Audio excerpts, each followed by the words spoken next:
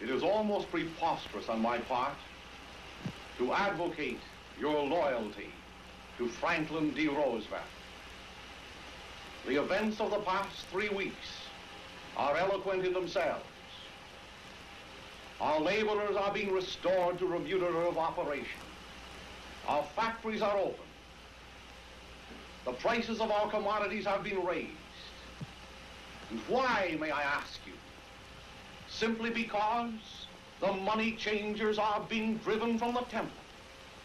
Simply because the outworn gold standard which held you and myself in bondage for generations has evaporated into the mists of the past. The great advantages obtained through the National Recovery Act are more or less insignificant compared to the greater advantages which the future holds for us once the fulfillment of Franklin Roosevelt's monetary policy will become history. Ladies and gentlemen, this is the day, despite all opposition to the contrary, that you remain steadfast behind the one man who can save this civilization of ours. It is either Roosevelt or ruin. I thank you. To speak the truth, the whole truth, frankly and boldly. Nor need we shrink from honestly facing conditions in our country today. This great nation will endure as it has endured, will revive and will prosper. We must act quickly. And finally, in our progress towards a resumption of work, we require 2 safeguards against a return of the evils of the old order. There must be a strict supervision of all banking and credits and investments. There must be an end to speculation with other people's money.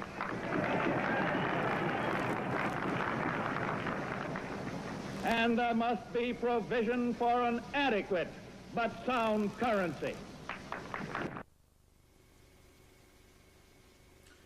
Father Coughlin's support continually grew. He had over 40 million listeners to his radio broadcast, which could be heard in every state in the Union. Father Coughlin's mail amounted to over 40,000 letters per week. He had to employ a total of 124 office people. And here we show a picture of the ladies working in his office, opening the mail. He also had a private school, besides saying Mass every Sunday, and his radio broadcast, his weekly magazine, and he traveled throughout the nation speaking. Father Coughlin was a great dog lover. He always owned a dog, and he preferred Great Danes. Pal was his favorite dog. And here's a picture of Father Coughlin with Pal. The dog would actually stand beside Father Coughlin at the entrance of the church. And when the parishioners were leaving, they could shake hands not only with Father Coughlin, but also with Pal. Father Coughlin's support for Franklin D. Roosevelt soon ended for several reasons. The Depression and recession continued on into the late 30s. After World War I, all veterans were promised a bonus, a $2 billion bonus to put more money in circulation. Roosevelt opposed this. The United States Supreme Court struck down as unconstitutional a number of President Roosevelt's programs. Therefore, he wanted to stack the Supreme Court with extra justices who would rule in his favor. He also wanted us involved in the League of Nations World Court.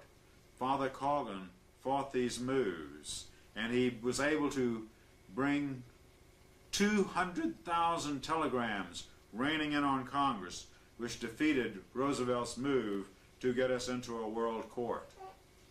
Coughlin then formed the National Union for Social Justice Organization, and later the Union Party, to defeat Roosevelt in the 1936 elections.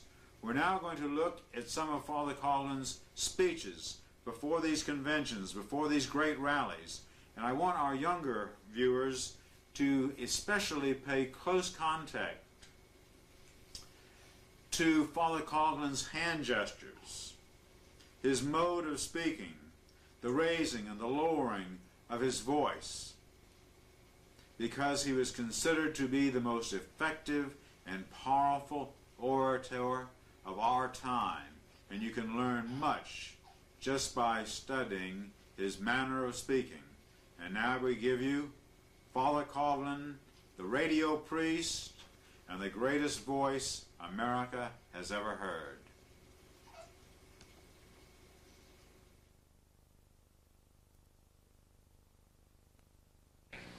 That he retain his customary standard of living while he forces the laboring men of America by his cruel exploitation onto a wage level and a standard level that is just this side of the Bolshevik. Of Christianity which abhors communism, in the name of patriotism which loved America to carry it on to the...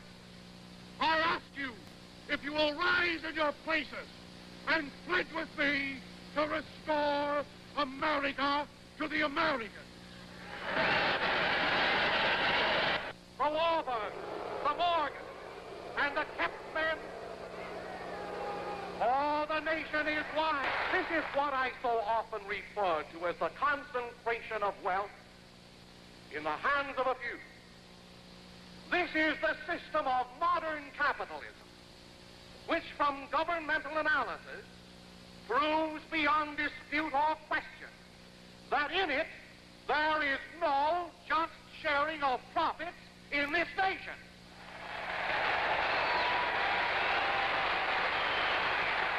Remember that you're an American first. Remember that you're only Democrats or Republicans or progressives or partisans second. One Catholic priest, for the first time in American history, is seriously involved in national politics. Some are unpopular, but God hates the hypocrite. At his shrine of the Little Flower near Detroit converge elements of a mighty political power. A power that grows with every name added to the 12 million already in his letter files. With every handshake that adds another individual to his colossal following, which he has welded into the most potent political lobby this country has ever known. The single-voiced National Union for Social Justice. Coughlin, Detroit, from whose tower, the home of radio station WJR, have emanated many of the broadcasts of the Reverend Charles E. Coughlin, the voice of thought and sympathy from the heart of Michigan's greatest city. As the clocks in Detroit chime for...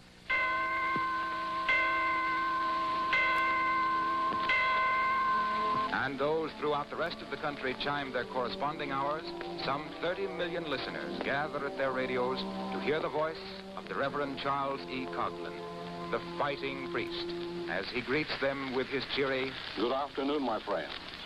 During the course of this address, it will be my privilege to disclose information which seldom levels down through ordinary channels to the general public.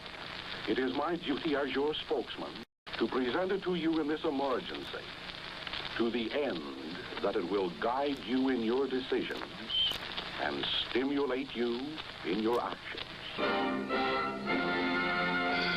I know that everyone in this audience is of one mind on this point, that we want more democracy in financial matters and less plutocracy in matters of exploitation. For at the bottom of this depression, it's a money question.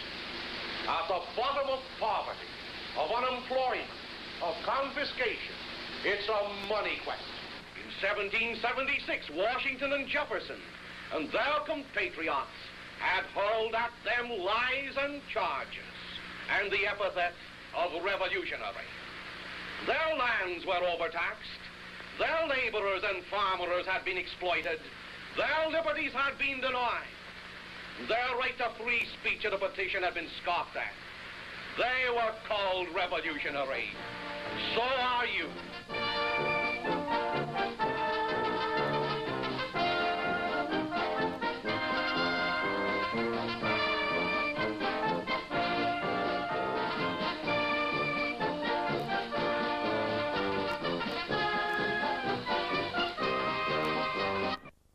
It was the largest political rally ever held in American history. Over 150,000 people turned out at Chicago's Riverview Park to hear the famous radio priest, Father Charles E. Coughlin. People from throughout the area, the state, and nearby states came to get a close glimpse of the man they considered to be their leader and their hero. People wanted to get close to Father Coughlin, to touch his hand. Politicians nationwide were shocked at his support. The United States, that Congress has the right to coin, issue, and regulate the value of money. That's good Americanism, and it's good enough for me.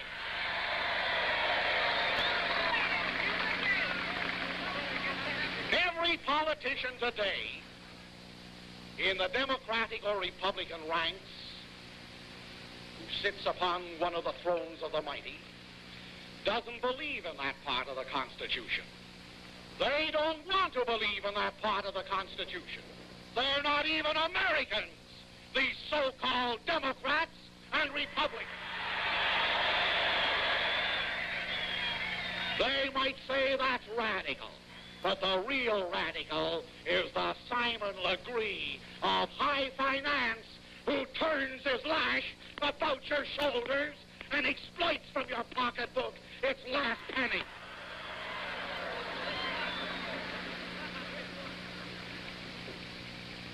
We try to become hard-boiled with Harding.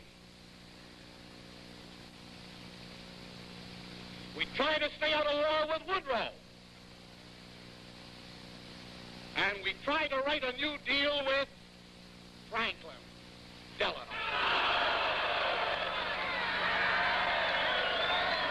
We're through with the sham battle of politicians, and now we're on our own.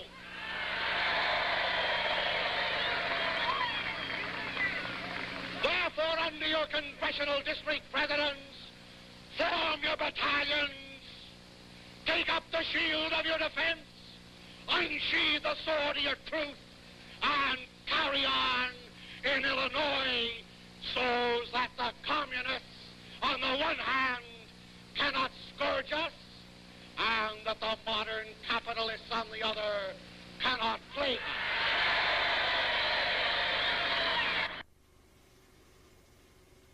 Father Coughlin was one of the chief promoters of the Veterans Bonus.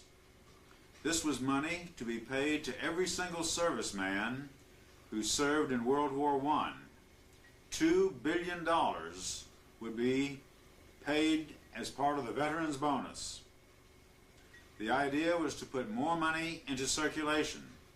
Roosevelt opposed the plan, and when it was passed by the Congress, Roosevelt vetoed the Veterans Bonus.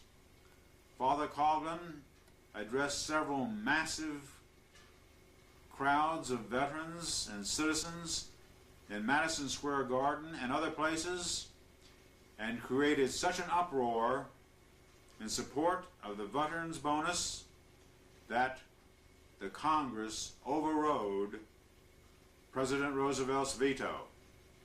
Here is one of Coughlin's speeches in support of the bonus bill. The President, with all due respect, that not one of those soldiers or sailor boys who long last week spent their bonus for buying clothes for their children, dresses for their wives, paying bills to the doctor and butcher and elsewhere, and who today feel like children who've had their toys taken from them, broken-hearted.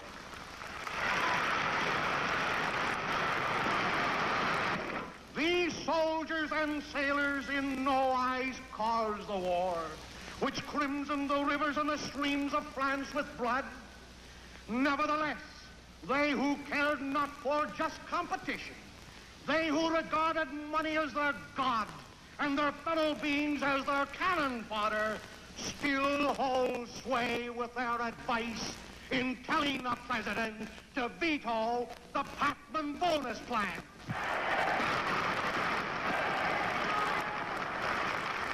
I am afraid that it was not the soldiers alone who were vetoed this afternoon. It was the American people.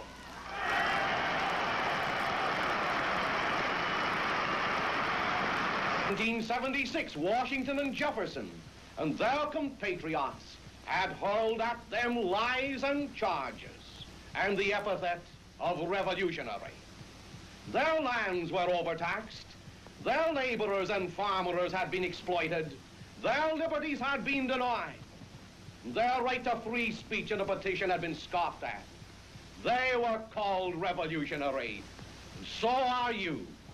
Thank General Johnson, the cream puff general, the chocolate soldier, for classifying you with Washington and Jefferson and the men of Lexington and Concord. In 1936, Father Coughlin formed the National Union for Social Justice, a political action organization. The idea was to implement his 16 points for economic reform. The convention was packed by over 45,000 people. And here we see that founding meeting taking place in Cleveland, Ohio.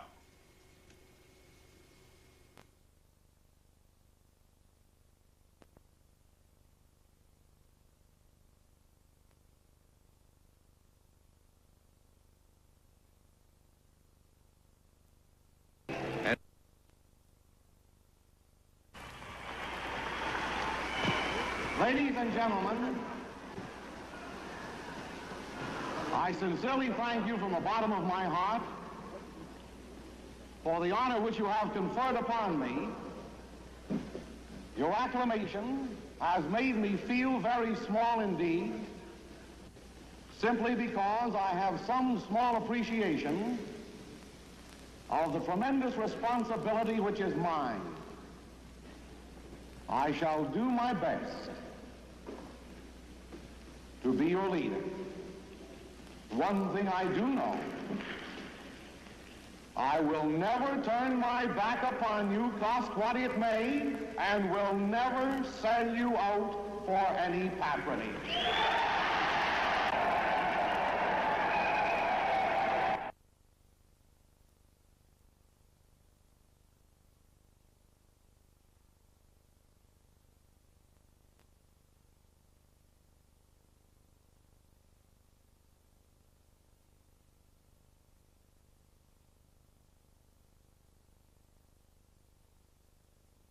The depression still waxed strong as the powers of deflation reached out to confiscate homes, to capture farms, and to keep that ever-marching army of jobless upon our streets, wondering when God in his mercy would lift his hand.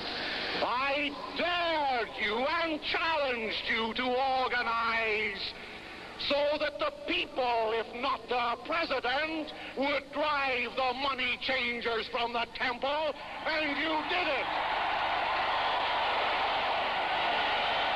My dear friends, that among other things in the National Union for Social Justice, we are Christian insofar as we believe in Christ's principle of love your neighbor as yourself, and with that principle, I challenge every Jew in this nation to tell me that he does not believe in it.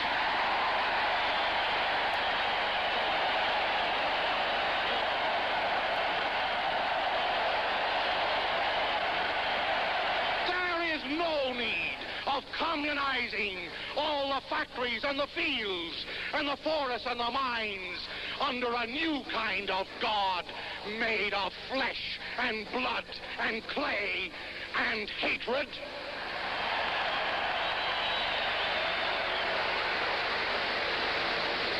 When men become so prideful that they believe their destiny is to rewrite the eternal law of God, it's time for their fellow citizens to rise up in their wrath and through the agency of ballots and not bullets to relegate them to the pages of the past.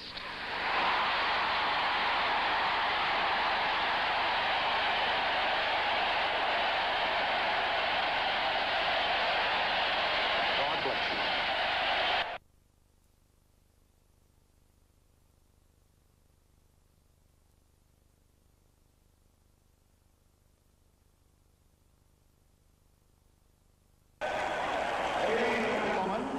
At last, the common people have got together.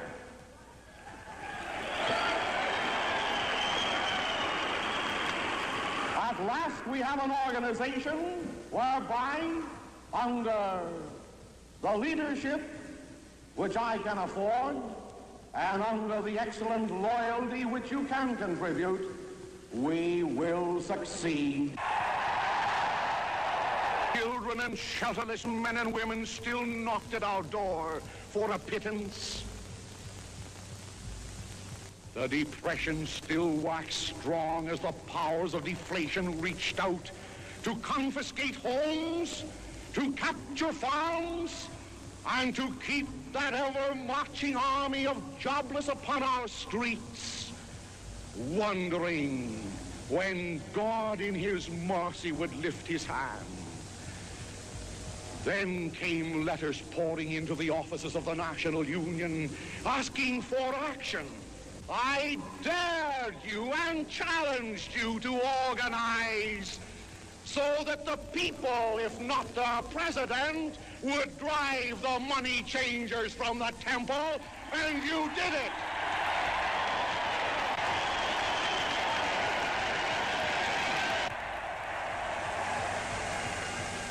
Who then is the inflationist? Roosevelt or the National Union?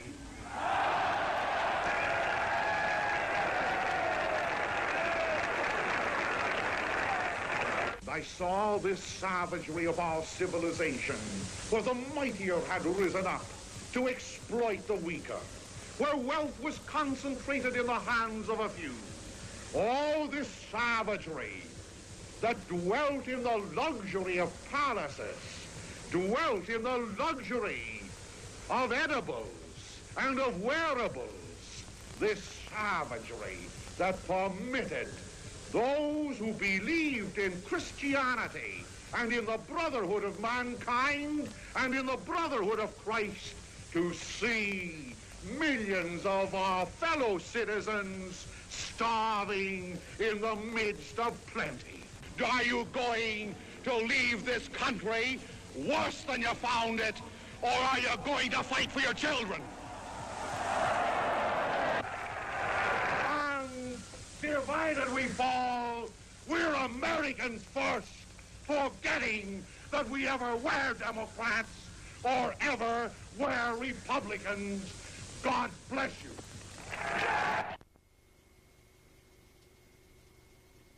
President Roosevelt, being a sitting president, was very cleverly able to adopt the economic reform programs of Father Coughlin.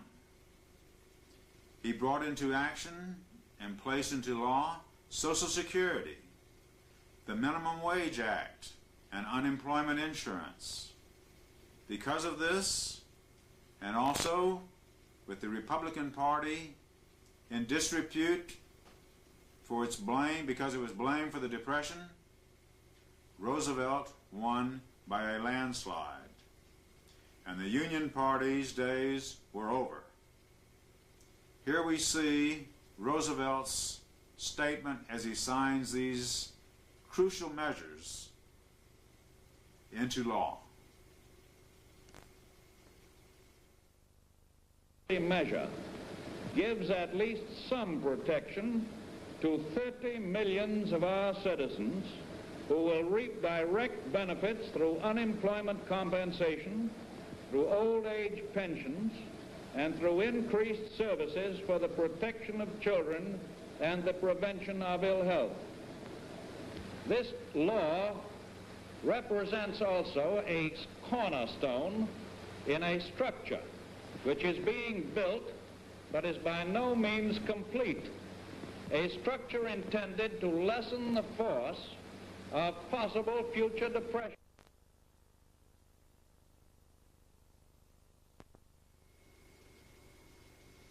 Father Coughlin continued to oppose President Franklin D. Roosevelt. We were becoming more and more engaged in aiding Great Britain in World War II.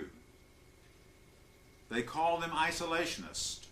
Colonel Charles Lindbergh, General Robert Wood, head of Sears Roebuck, Colonel Robert McCormick, owner of the Chicago Tribune, Lillian Gish, the movie actress from Hollywood, and Father Charles Coughlin, who were fighting to keep America out of the murderous World War II. Roosevelt was doing everything possible to get us into the war. Father Coughlin was forced off the air in 1939 because of organized Jewish boycotts of all the radio stations who were carrying his Sunday afternoon program. But he continued to publish social justice and continued to fight President Roosevelt. Here we see a headline on social justice: Roosevelt is trying to get America into the war. Another social justice headline: Will the war force Father Coughlin to cease his operations and his publication? Here is the next to the last issue of Social Justice ever published in April of 1942 with the headline, The Attorney General is getting ready to stop social justice. Here is the last issue ever published of Social Justice. Will Father Coughlin be jailed? At that time, Pearl Harbor had already been bombed. A number of patriotic Americans were charged and tried with sedition for being opposed to the war. Father Coughlin was never charged and never tried. The charges against all the others were eventually dismissed in 1944. But Father Coughlin went to Washington, D.C., and he challenged the Attorney General of the United States, Francis Biddle. He said, either indict me for sedition or let me publish my magazine as part of America's free press. Francis Biddle stammered, hemmed and hawed, gave no reply, and Coughlin told him to his face, Biddle, you are a damn liar. You were born a coward, you're a coward today, and you will die a coward. Father Coughlin was the true epitome of the fighting Irishman. He never gave up the fight. And patriotic Americans are just now again today learning of the great work of Father Coughlin. Roosevelt said, social justice is finished. It will never appear again after his April 1942 ban. Well, we have brought Father Coughlin back. on this video, on the audio, the special edition of Social Justice, which has been published by The Truth at Last. Tens of thousands of copies are now in circulation. The Truth at Last will carry carefully selected articles written in the 1930s, 1940 and 1941 by Father Coughlin on subjects which apply today. So indeed, Father Coughlin still lives and is still awakening new people. For the first time, thousands of young people will see this video. They will learn from it, and a new Father Coughlin will emerge. His word and his work will continue. I can promise you that. And you will see the fruits of this labor in future editions of The Truth at Last. Thank you, and God bless you.